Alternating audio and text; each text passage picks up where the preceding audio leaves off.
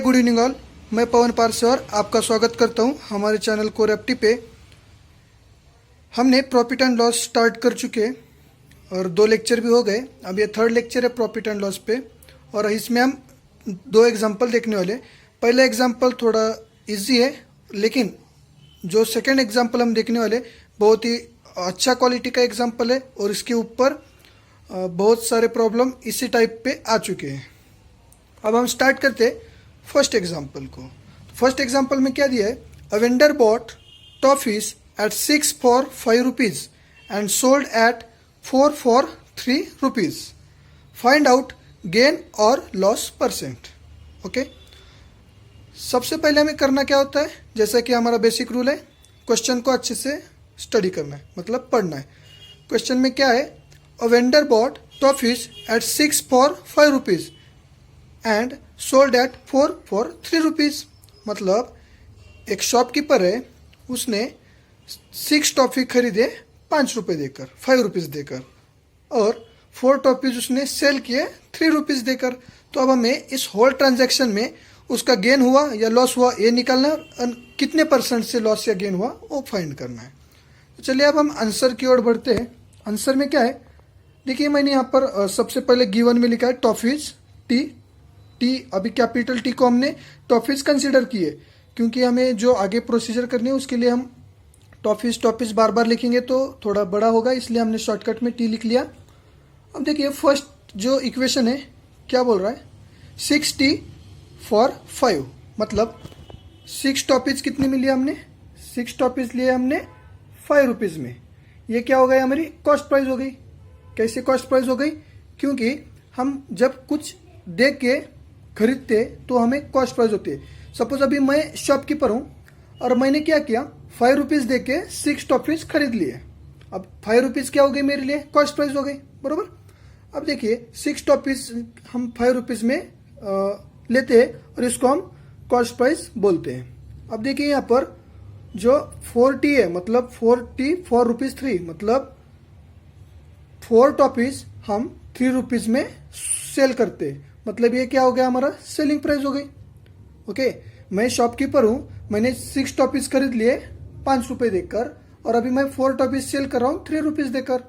तो मेरे लिए 5 क्या हो गई, कॉस्ट प्राइस हो गई, और 3 क्या हो गई, सेलिंग प्राइस हो गई। देखिए न यहाँ पर टॉफीज की क्वांटिटी बराबर है, मतलब हमने अगर 6 टॉफीज लेके 6 टॉफीज सेल किए होते तो क्या होता, हमें प्रॉफिट है या गेन है ये फाइंड करने के लिए आसानी होती थी। लेकिन यहाँ पर क्या है, जो नंबर ऑफ टॉफीज हमने खरीदे और नंबर ऑफ टॉफीज हमने जो सेल किए वो इक्वल नहीं है। इसलिए हमें क्या करना पड़ेगा, सबसे पहले इन दोनों को इक्वल करना पड़ेगा। इसलिए मैंने यहाँ पर लिखा वी कांट डिसाइड। अब देखिए इक्वेशन 1 और इक्वेशन 2 में देखिए, जब हमें इक्वेशन बैलेंस करना होता है तो फर्स्ट इक्वेशन को सेकेंड इक्वेशन की टर्म से मल्टीप्लाई करती है और सेकेंड इक्वेशन को फर्स्ट इक्वेशन की टर्म से मल्टीप्लाई करते हैं। तो मैंने यहाँ पर लिख दिया multiply equation 1 by 4 and 2 by 6, मतलब 1 को हम 4 से मल्टीप्लाई कर देंगे और सेकेंड को हम 6 से मल्टीप्लाई कर देंगे। अब यहाँ पर देखिएगा क्या है, 4 into 65, मतलब मैंने इक्वेशन यहाँ पर ऐसे लिख दिया, एंड 6 into 4T into 3। अब हम इसको अंदर मल्टीप्लाई कर देंगे, 6 4 जा 24, 5 4 जा 20, और यहाँ पर क्या आएगा, 6 4 जा 24 और 6 3 जा 18 आएगा। ओके, तो अब यहाँ पर हमने 3rd and 4th equation create कर लिया। कैसे कर लिया, अब यहाँ पर देखिए 6 into 4 क्या होता है, 64T, मतलब 64 टॉफीज हमने खरीदे, कितने रुपीज़ में खरीदे, 20 रुपीज़ में। और सेकेंड इक्वेशन में क्या आएगा हमारा, 24 टॉयज हमने सेल किया कितने रुपीज़ में, 18 रुपीज़ में। ये कहाँ से आ गया, प्रीवियस वाली इक्वेशन से, जब हमने मल्टीप्लाई किया वहाँ से। अब देखिए मैंने इन इक्वेशन को 3 and 4 नाम दिया। जैसे कि अब देखिए मैं क्या हूँ, शॉपकीपर हूँ, मैंने 24 टॉयज 20 रुपीज़ में बाय किए और 24 टॉयज मैंने 18 रुपीज़ में सेल किए। अब मेरा यहाँ पर फ़ायदा हुआ या नुकसान हो गया, ऑब्वियसली नुकसान हो गया। क्यों, क्योंकि मैंने 20 रुपये दे के जो चीज़ खरीदी थी वही चीज़ मैं 18 रुपीज़ में सेल कर रहा हूँ, मतलब मुझे 2 रुपीज़ का यहाँ पर लॉस हो गया। Therefore, from equation 3 and 4, we can say ₹2 loss on ₹20। क्या है? ₹2 लॉस ऑन ₹20। अब यहाँ पर हमें ये तो पता चल गया लॉस है या प्रॉफिट है, लेकिन हमें परसेंटेज में फाइंड करना है। ओके, तो कैसे करेंगे हम परसेंटेज में फाइंड? ₹2 लॉस है 20 पे, तो 2/20 करेंगे और मल्टीप्लाई 100 कर देंगे, तो हमें क्या मिलेगा? लॉस मिलेगा परसेंटेज में। देखिए ये 0 से ये 0 कैंसिल हो गया और ये 2 से ये 2 कैंसिल हो गया, तो बचा क्या हमारा 10। तो 10% का यहाँ पर हमें लॉस हो गया। ये देखिए पूरा इक्वेशन और पूरा प्रॉब्लम मैं आपको शो करके बताता हूँ कैसे किया। पहले हमने जो नंबर ऑफ ऑब्जेक्ट सेल किए या फिर बाय किए उनकी क्वांटिटी इक्वल कर ली और उसके हिसाब से हमें लॉस है या गेन है ये पता चल गया और उसके हिसाब से हमने परसेंटेज में फाइंड कर लिया। तो ये था फर्स्ट एग्जांपल। सेकंड एग्जांपल जरूर देखना, बहुत ही मतलब अच्छा कंसेप्ट है उसमें। तो अब हम देखते हैं नेक्स्ट क्वेश्चन। नेक्स्ट क्वेश्चन में क्या दिया है? What will be the gain percent if adulteration is 33.33% and mixture is sold at cost price.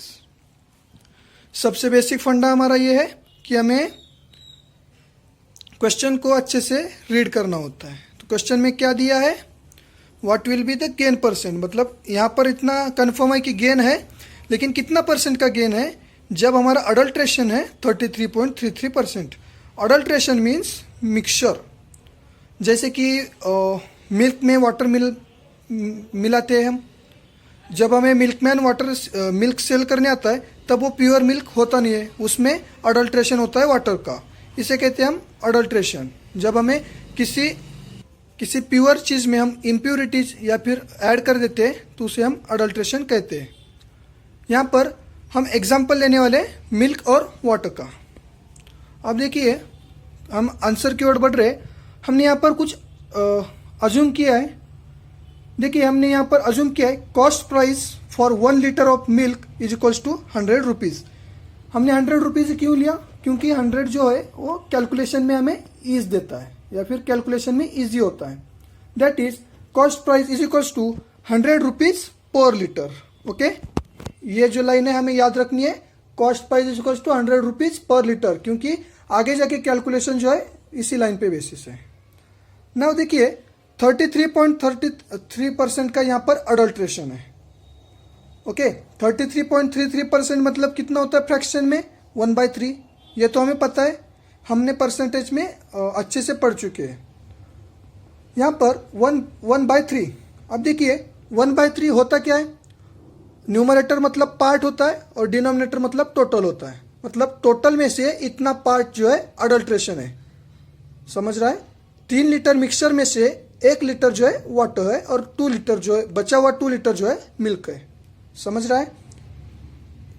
3 मतलब टोटल, उसमें से 1 पार्ट जो है अडल्ट्रेशन है। मतलब हम 1-1 लीटर के 3 पार्ट करेंगे, जिसमें 1 पार्ट होगा वाटर और 2 पार्ट होंगे हमारे मिल्क। ओके, वो चाहे लीटर में हो या फिर मिलीलीटर में हो या फिर कुछ और क्वांटिटी में हो। ओके, अब यहाँ पर हम इससे एक कंक्लूजन निकालेंगे। कंक्लूजन क्या निकलेगा हमारा? That is in 3 litre of mixture there is 1 litre of water. Okay, in 3 litre mixture there is 1 litre of water. Okay, जब हम 3 लीटर का मिक्सचर बोलते हैं मतलब हमारे पास जो 3 लीटर मिल्क है उसमें 1 लीटर जो है वाटर है। अब यहाँ पर हम इसको अच्छे से और समझ लेते हैं। नाउ से मिल्क, जब हम मिल्क को लेते हैं 3 लीटर ऑफ मिल्क, जो मिल्कमैन हमें जब मिल्क सेल करने आता है तो क्या बोलता है? उसके पास 3 लीटर मिल्क है और हमें कॉस्ट प्राइस से देने के लिए तैयार है। क्यों? क्योंकि इसमें दिया है सोल्ड एट कॉस्ट प्राइस। यहाँ पर देखिएगा 3 लीटर मिल्क है, उसमें से 1 लीटर क्या है? वाटर है और 2 लीटर क्या है? मिल्क है। ये कहाँ से आ गया? अब भी हमने यहाँ पर जस्ट देखा था। अब यहाँ पर क्या है? 1 लीटर वाटर है और 2 लीटर मिल्क है। अब यहाँ पर फंडा समझना होता है। वाटर जो है हमें फ्री ऑफ कॉस्ट मिलता है क्योंकि हमारे घर में प्रेजेंट रहता है, और मिल्क है उसने कितने में खरीदा? जो मिल्कमैन है उसके लिए कॉस्ट प्राइस क्या थी मिल्क की? 1 लीटर को ₹100 थी। ओके, तो मिल्कमैन को वाटर की 3 लीटर मिल्क की कॉस्ट प्राइस क्या होगी? 2 लीटर मिल्क के लिए कितना खर्चा होगा? वही जो 3 लीटर मिक्सचर के लिए सेल्समैन का जो है खर्चा होगा या फिर मिल्कमैन का। देखिए यहाँ पर अब हम देखने वाले cost price of 3 litre mixture. Cost price of 3 litre mixture क्या हो गया हमारी, cost price for water plus cost price for milk. इतना समझ रहा है। तो यहाँ से अभी थोड़ी डिफिकल्टी बढ़ रही है कैलकुलेशन, क्योंकि यहाँ से स्टार्ट होने वाले हमने। यहाँ पर देखिए cost price for water plus cost price for milk, ये होगा हमारा टोटल कॉस्ट प्राइस जो मिल्कमैन के लिए होने वाला है। ओके, वाटर तो हमें फ्री ऑफ कॉस्ट मिलता है और मिल्क कितना है हमारे पास 2 लीटर है, और 1 लीटर मिल्क की कॉस्ट प्राइस है 100 रुपीज़। तो 2 लीटर मिल्क की कॉस्ट प्राइस हो गया हमारी 200 रुपीज़। तो overall cost price for 3 litre mixture कितना हो गया, हमें 200 रुपीज़ यहाँ पर मिल गया। अब हम देखते हैं selling price for mixture. Selling price for mixture is equal to cost price of litres. क्यों, यहाँ पर हमने बोला है and mixture is sold at cost price, लेकिन किसकी कॉस्ट प्राइस से, मिक्सचर की कॉस्ट प्राइस से हमने उसको सेल किया है। देखिए एक्चुअल में जो मिल्कमैन था उसको जो 3 लीटर मिल्क कितने रुपीज़ में मिला, 200 रुपीज़ में। क्यों, क्योंकि उसने 33.33% का अडल्ट्रेशन किया था। 2 लीटर मिल्क लिया था और 1 लीटर का उसमें वाटर ऐड करके 3 लीटर उसने मिक्सचर तैयार किया था। अब देखिए यहाँ पर सोचने वाली बात यह है कि जो सेलिंग प्राइस है 3 लीटर मिक्सचर की वो क्या होगी। देखिए यहाँ पर कॉस्ट प्राइस ऑफ लीटर्स, मतलब हमारा जो मिक्सचर है कितने लीटर है उसके हिसाब से 1 लीटर का हम वहाँ पर कॉस्ट प्राइस लगा देंगे। यहाँ पर cost price is equal to cost price of 3 litre of milk. क्यों, जब हमारे पास मिल्कमैन मिल्क सेल करने आता है तो उसने हमें क्या बोला था, उसके पास 3 लीटर मिल्क अवेलेबल है, लेकिन एक्चुअल में मिल्क कितना था 2 लीटर, और उसमें उसने 1 लीटर वाटर ऐड कर दिया था। तो इस हिसाब से मिल्कमैन ने हमें क्या बोला कि उसके पास 3 लीटर मिल्क है और उसे घर जाना है, तो इसलिए वो जो मिल्क है वो कॉस्ट प्राइस में सेल कर रहा है, मतलब 100 रुपीज़ पर लीटर के हिसाब से वो सेल कर रहा है। तो इसका मतलब मिल्कमैन के पास 3 लीटर का जो मिक्सचर है उसकी प्राइस क्या हो गई, 1 लीटर मिल्क का जो 100 रुपीज़ प्राइस था उसके हिसाब से 300 रुपीज़ में उसने जो 3 लीटर मिक्सचर है मिल्क का वो सेल किया। ओके, समझ रहे हैं आप। देखिए एक एग्जांपल से आप समझिए, मैं हूँ मिल्कमैन, मुझे 2 लीटर मिल्क मैंने 200 रुपीज़ दे के खरीदा और उसमें 1 लीटर वाटर ऐड करके मिक्सचर को 3 लीटर बना दिया। और मैं क्या चाहता हूँ कि वो जो मिक्सचर है 3 लीटर्स का वो मेरी कॉस्ट प्राइस के हिसाब से ही सेल हो जाए, मतलब 1 लीटर के लिए 100 रुपीज़। और मैं आपके पास आता हूँ और आपको बोलता हूँ कि मुझे मिल्क सेल करना है, 3 लीटर मिल्क मुझे सेल करना है, तो मैं बोलता हूँ कि मुझे सामने 1 लीटर मिल्क का 100 रुपीज़ देना पड़ा था और आप भी मुझे 1 लीटर मिल्क का 100 रुपीज़ देना, क्योंकि मुझे घर जाना है। और इसी हिसाब से मैं 3 लीटर मिल्क आपको सेल करता हूँ, तो आप मुझे कितने रुपीज़ दे रहे हो, तब 300 रुपीज़ दे रहे हो। क्यों, क्योंकि 3 लीटर मिल्क है वो आपको पता है, लेकिन एक्चुअल में मेरे पास मिल्क कितना था, सिर्फ 2 लीटर था। इसी हिसाब से मैंने 2 लीटर मिल्क को 3 लीटर मिल्क बना दिया और 300 रुपीज़ मैंने उसको सेल कर दिया। अब यहाँ पर हम परसेंटेज प्रॉफिट निकालते हैं। परसेंटेज प्रॉफिट का हमने फॉर्मूला देखा था, selling price minus cost price divide by cost price into 100%। Okay, यहाँ पर सेलिंग प्राइस कितनी है 300 रुपीज़, कॉस्ट प्राइस कितनी है मिक्सचर की 200 रुपीज़। तो यहाँ पर देखिए 300 माइनस 200 डिवाइड बाय 200 इंटू 100, ये 2 शून्य और ये 2 शून्य और ये 2 शून्य कैंसिल आउट हो गए, 300 में से 200 गए, बचे 100। तो 100 divide by 2 is equal to 50% profit, मतलब मुझे क्या होगा 50% का प्रॉफिट होगा। कैसे, क्योंकि मैंने 2 लीटर मिल्क 200 रुपीज़ में लेके 300 में सेल कर दिया, मतलब मुझे 200 रुपीज़ पे 100 रुपीज़ का प्रॉफिट हो गया। इसका मतलब मुझे 50% प्रॉफिट हो गया। तो ये था एक अलग टाइप का प्रॉफिट एंड लॉस का एग्जाम्पल, और इसके ऊपर बहुत बार क्वेश्चन आ चुके हैं। ओके, तो इसको हमें अच्छे से प्रिपेयर करना है। और अगर ये वीडियो आपको अच्छा लगा होगा दिल से तो लाइक कर देना, और चैनल पे नहीं हो तो सब्सक्राइब जरूर कर देना।